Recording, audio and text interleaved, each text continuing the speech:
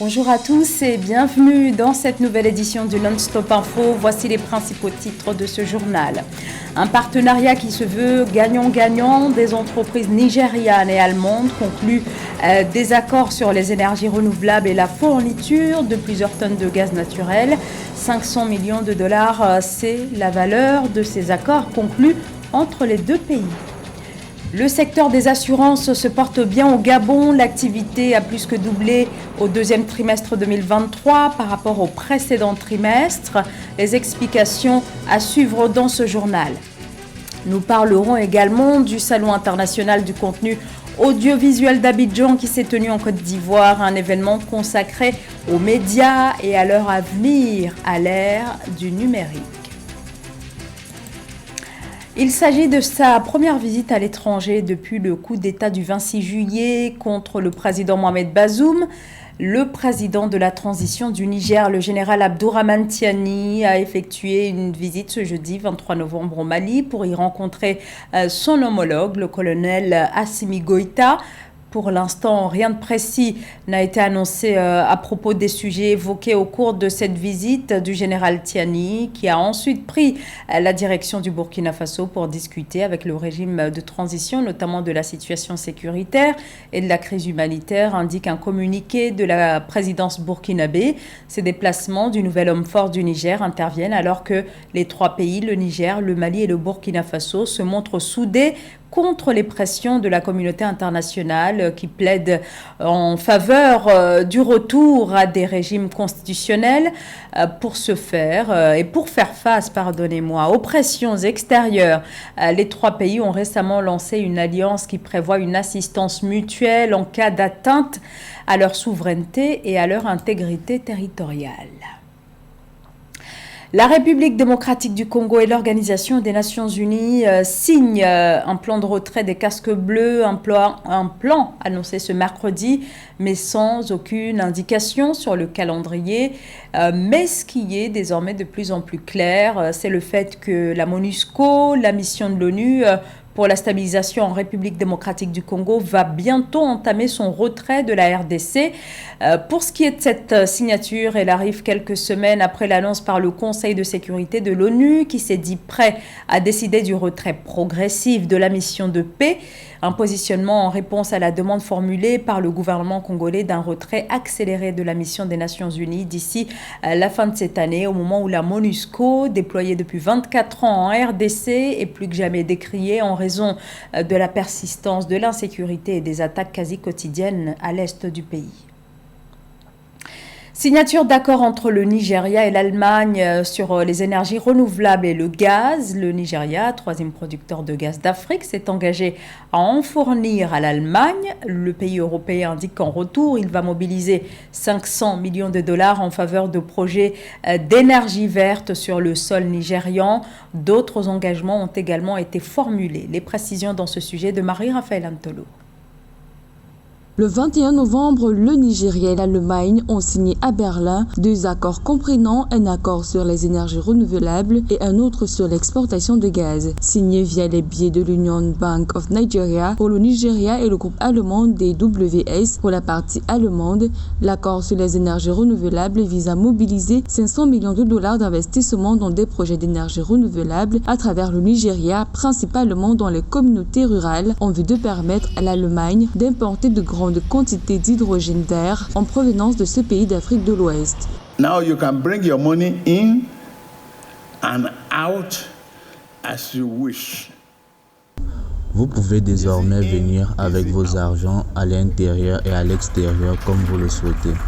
Que ce soit à l'intérieur ou à l'extérieur, peu importe le problème que vous pourrez avoir, j'ai l'une des équipes les plus fiables que vous pouvez imaginer au Nigeria. One of the most reliable teams that you can think of in Nigeria.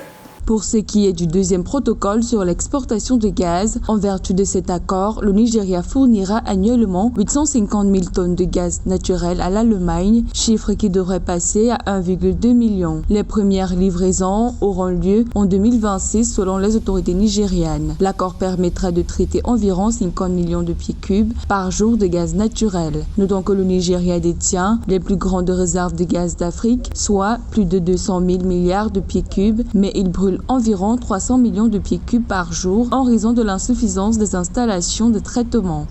Difficult in the past to do business in Nigeria. Nous avons rencontré des difficultés pour faire des affaires dans le passé au Nigeria et en Afrique en général. Cependant, ignorer la plus grande économie africaine n'est pas la solution pour le progrès de ces entreprises qui souhaitent y investir. It's not the solution to your progressive side. D'après le chancelier allemand Olaf Scholz, l'Allemagne compte investir 4 milliards d'euros dans des projets d'énergie verte en Afrique jusqu'en 2030, notant que ces projets pourraient à leur tour aider la plus grande économie d'Europe à réaliser cette transition vers la neutralité carbone. Gros plan maintenant sur la situation en Éthiopie, marquée ces dernières années par la guerre au Tigré, une région qui porte encore les stigmates de 2 années de guerre meurtrière ayant opposé le pouvoir central au Front de libération du peuple du Tigré. Fin 2022, un accord a été signé afin d'y mettre fin, mais la pacification de la région est encore loin d'être complète, d'où l'importance du travail que doit mener la commission de dialogue national chargée de faire avancer le processus de paix. Alors pour y parvenir, cette instance souligne la nécessité d'inclure les minorités ethniques dans les pourparlers. Catherine Gombey. Fin 2021, le Parlement éthiopien a adopté une loi portant création d'une commission de dialogue national, indiquant qu'il s'agissait d'un bon pas vers la résolution des problèmes politiques de l'Éthiopie et la fin des conflits en cours dans le pays. Seulement, au courant de l'année 2022, de nombreux affrontements ont été enregistrés dans l'état d'Oromia et de l'Afar entre l'armée éthiopienne et les rebelles du TPLF qui réclament l'implication des minorités ethniques dans les processus décisionnels du pays. Dans l'optique de trouver une solution définitive à cette crise, la Commission du dialogue national a annoncé mardi 21 novembre 2023 lors d'une conférence qu'elle impliquerait davantage les minorités ethniques dans le processus de paix du pays. Le nouveau dialogue inclusif résoudra toutes les discordes que nous avions auparavant, car elles seront résolues de manière civile. Ensuite, nous pourrons modifier notre constitution, nous pourrons ajuster tout ce que tous les Éthiopiens jugeront utile de faire pour participer à ce processus plus large et plus vaste. À l'heure actuelle, selon le Bureau de la coordination des affaires humanitaires des Nations Unies, OCHA, plus de 10 millions de personnes ont besoin d'une aide humanitaire dans le pays. Le Programme alimentaire mondial souligne que 40% des Tigréens souffrent d'un manque extrême de nourriture. Le blocus des services essentiels, y compris les banques, l'électricité et les communications, a aggravé les problèmes existants dans la pire sécheresse de l'Afrique de l'Est depuis 2021. N'est-il pas temps de se mettre autour d'une table et de discuter de nos différences? C'est une nécessité. Nous avons vu en Éthiopie qu'il y avait de profondes divisions, que ce soit au niveau de l'élite politique, des leaders d'opinion dans les médias ou même au niveau de la société. Le 2 octobre 2016, l'Éthiopie a été le théâtre d'affrontements entre les membres de la population Oromo et le gouvernement central d'Addis Abeba alors que se déroulait le festival traditionnel Oromo Iresha dans la localité de Debre. La localité est située dans la région de l'Oromia, l'une des 9 régions administratives de l'Éthiopie, dont le tracé défini par l'ethnie des populations y résidant. La minorité Oromo représente aujourd'hui environ 35% de la population éthiopienne, dont nombre de ses membres sont à la tête de contestations contre le gouvernement. Le chiffre d'affaires du secteur des assurances est en hausse au Gabon, où ce marché a généré plus de 114 milliards de francs CFA en 2022, soit une augmentation de plus de 11% par rapport à l'année 2021. Et pour ce qui est de cette année 2023, la Direction générale de l'économie et de la politique fiscale annonce une activité des assurances qui a connu une augmentation de 56,4% au deuxième trimestre. Amenedji. Le secteur des assurances au Gabon a connu une hausse d'activité de 56,4% à fin juin 2023 comparé au trimestre précédent. Une dynamique justifiée par les performances positives dans les deux branches vie et non-vie qui ont affiché des résultats notables selon la Direction générale de l'économie et de la politique fiscale. Ce n'est pas nécessairement de nouveaux investissements dans le secteur des assurances, mais c'est une nouvelle homogénéisation du marché des assurances qui a changé les pratiques et ont amené une adaptation progressive des assurés, une adaptation progressive des entreprises et une réglementation qui accompagne ces assurances pour qu'on se retrouve aujourd'hui à un volume global beaucoup plus haut. Le chiffre d'affaires de la branche non-vie durant le second trimestre 2023 a augmenté de 49,2%, contrastant avec le niveau observé lors du premier trimestre, soit moins 51,6%.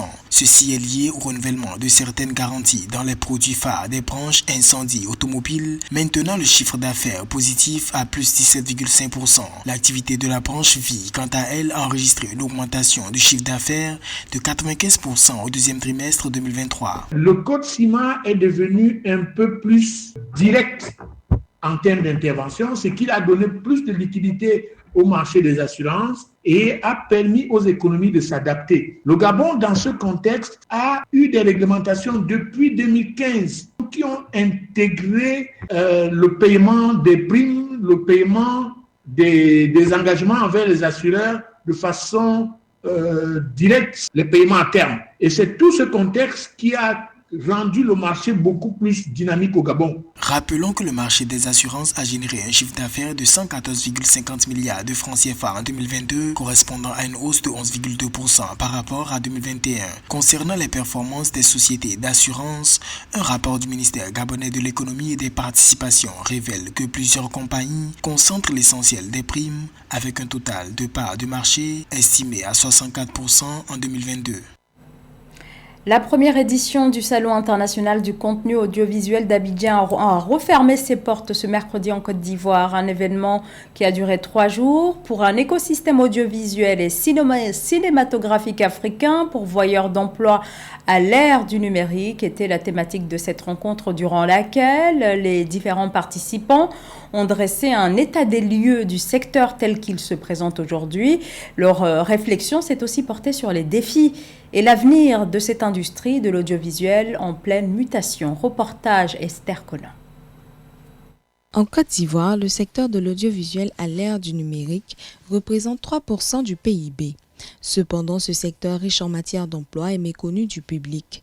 C'est dans cette optique que le Salon international du contenu audiovisuel, SICA, a été mis en place par le ministère de la Communication dans le but d'en faire un écosystème audiovisuel et cinématographique africain pourvoyeur d'emplois à l'ère du numérique.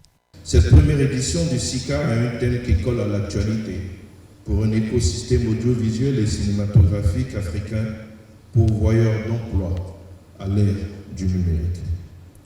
L'objectif du SICA est de stimuler le dynamisme de l'interaction entre les acteurs du complexe écosystème audiovisuel pour en faire une véritable industrie créatrice de richesses et d'emplois.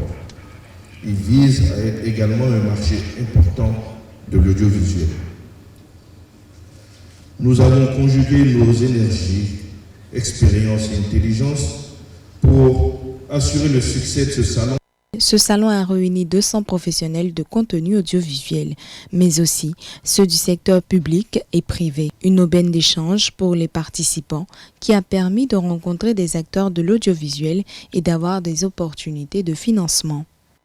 On espère beaucoup de financement et nous aider aussi à produire ce qu'on a au plus profond de nous, nos projets et tout.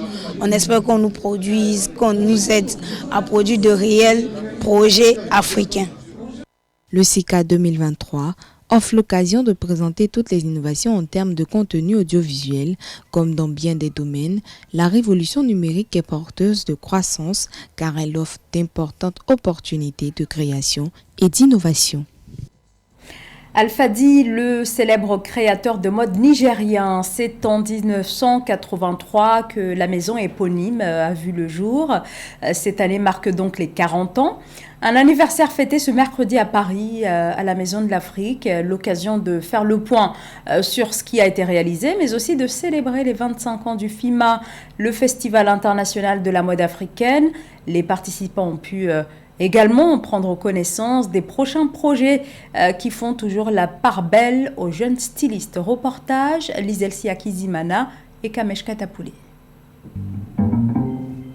Where are the African gods? Célébrer les 40 ans de la Maison Alpha-Dy, c'est fêter les 40 ans de créativité, de la beauté, de l'industrie de la mode africaine. C'est aussi donner une dimension textile à la bijouterie. La Maison Alpha-Dy, c'est la haute couture, prêt-à-porter, cosmétique. Qui dit Alpha-Dy, dit aussi FIMA, ce festival international de mode en Afrique, qui célèbre en même temps ses 25 ans d'existence. Le bilan des 25 ans du FIMA est un bilan positif. 15e édition qu'on va fêter bientôt. On a fêté la 4e édition au Maroc, dans le cadre de Rabat, capitale des cultures africaines. Le FIMA fête l'Afrique. Le FIMA fête la créativité et la beauté. Le FIMA fête l'amitié et surtout la paix. Alpha-Dy élargit maintenant ses champs d'action. Il fait des parfums, des cosmétiques et signe même des tableaux et bientôt du café et du thé. C'est tout naturellement que la Maison de l'Afrique lui a ouvert ses portes pour célébrer ses 40 ans de carrière et les 25 ans du FIMA. La Maison de l'Afrique, qui est un lieu de promotion de l'excellence africaine, a ainsi mis à l'honneur le pionnier de la création de vêtements et de mode africaine. Moi, je suis vraiment amoureux de montrer ce que l'Afrique a de beau, mais de montrer aussi que l'Afrique peut construire dans la durée des choses qui fonctionnent. Donc d'Alpha-Dy, j'ai ce regard-là.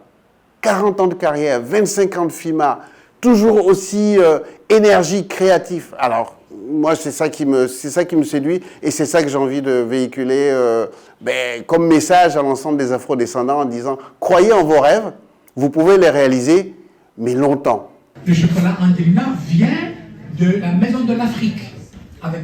Alpha-Dy se prépare pour le lancement du premier café Alpha-Dy à Abidjan, en Côte d'Ivoire. Il prépare également la 15e édition du FIMA, le Festival international de la mode en Afrique, qui tournera cette fois-ci autour de la femme et de l'art contemporain.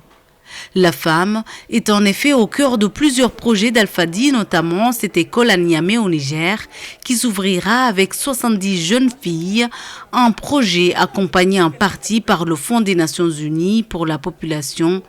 Signalons également que 4 pays ont demandé d'accueillir cette 15e édition du FIMA.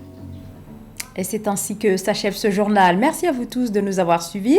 Restez avec nous sur Africa 24, l'actualité continue.